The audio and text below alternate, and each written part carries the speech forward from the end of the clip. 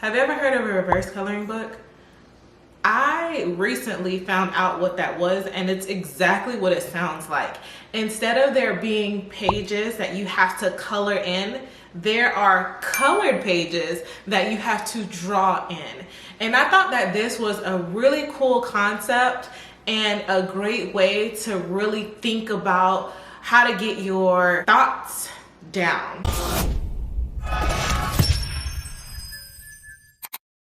It's way harder than you might think because you actually have to think about the things that you see and draw them versus what other people can see. I'm going to show you some examples of other people's work that has done reverse coloring, and it's really hard. So the colors, the shapes, the textures, they can really come out to be anything that you have in your head. So what you can see on one page could be completely different from what somebody else sees on the same exact page. So I thought that that was a really cool concept. I asked my daughter, McKinley, to paint a picture for me so that I can do the reverse coloring on it. So she got her watercolors and she filled the entire page. And listen, when I tell you it is hard, it's hard. Okay, so what I did for the reverse coloring sheet, I don't really know. When I was creating it, I was just creating random colors that were still kind of in the color scheme. It was like an Easter thing. What do you think I'm gonna make with it? No idea. I looked at it and I'm like, what am I gonna do with this? Like, what am I gonna do with this? I literally have to fill in the blanks, which are the colors, and put in what I see. So I actually did see a few things. You can turn it around, flip it, whatever, however you want to do it. I'm going to take a picture of the coloring sheet that she created for me, and I'm going to draw what I see on my iPad. So come with me. I'm kind of scared of this.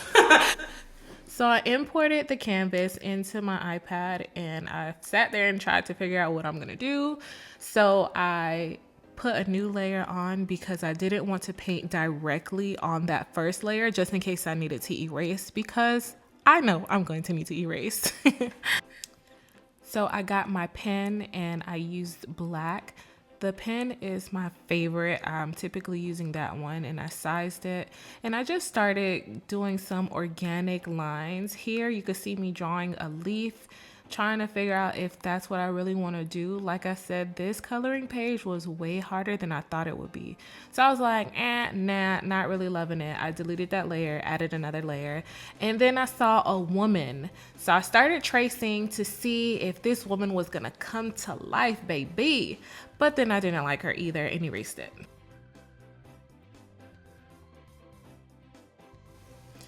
I tried to give her a chance, but Lil Mama was just not working out for me. So bye-bye.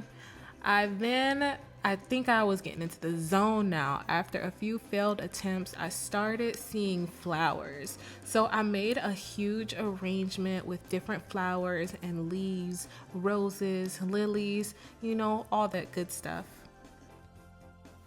I know you see that floral arrangement coming to life.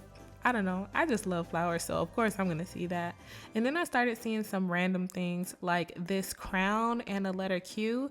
I thought it was cute. Like I said, super random, but Q and a crown, how fitting, because I am a queen. Yes.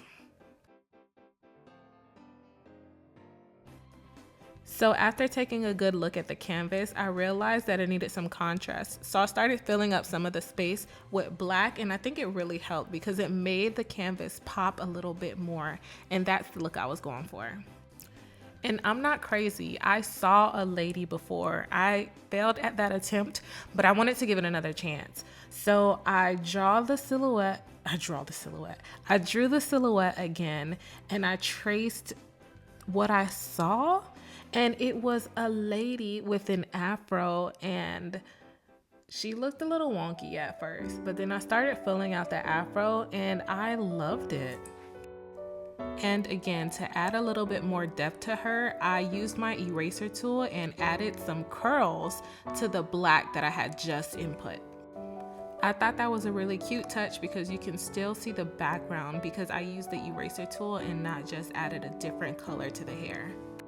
So towards the end, I started focusing on super organic shapes and patterns because I feel like I was getting caught in trying to find something in the picture. This has to be a flower, this has to be an image, this has to be something.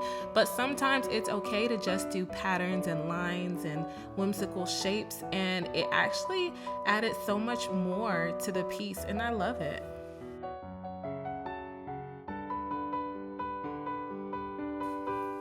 I ended off this reverse coloring sheet by adding my signature in a random place because I thought that that was so fitting. You guys, this is the end result. I hope you love it as much as I do. I will just put this coloring sheet on my website so that you can download it and maybe you can do your reverse coloring sheet of your own and share it with me. I'd love to see it. You guys, please like and subscribe. I do art, recipes, stories, and more. Thank you guys so much. Until next time. Bye.